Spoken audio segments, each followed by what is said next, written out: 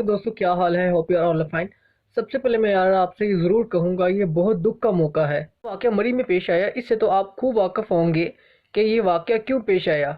मैं आपसे इस प्लेटफॉर्म के थ्रू ये कहने नहीं आया कि ये कैसे हुआ, बल्कि इस प्लेटफॉर्म के थ्रू ये मैं ज़रूर कहूँगा कि इसे रोका भी जा सकता था। तो कहना है कि मरी में 4000 तक गाड़ियाँ आ सकती हैं, मगर इस बार मरी में 1,25,000 तक गाड़ियाँ दाखिल हुई। अगर हम अंदाज़ा लगाएं कि हर गाड़ी में 3 से 4 अफराद मौजूद होंगे, तो इसे आप खुद अंदाज़ा लगा लें उस वक्त मरी में 3 से 4 लाख अफराद मौजूद होंगे।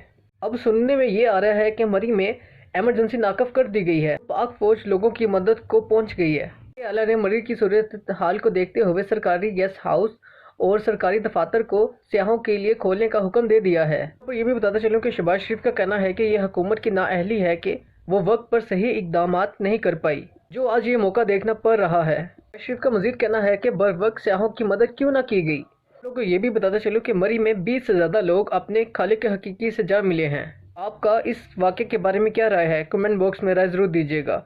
वीडियो पसंद आने की सूरत में वीडियो को लाइक करें, चैनल को सब्सक्राइब करें और बेल आइकन पर क्लिक करें ताकि आने वाली वीडियो अब तक बआसानी पहुँच सके।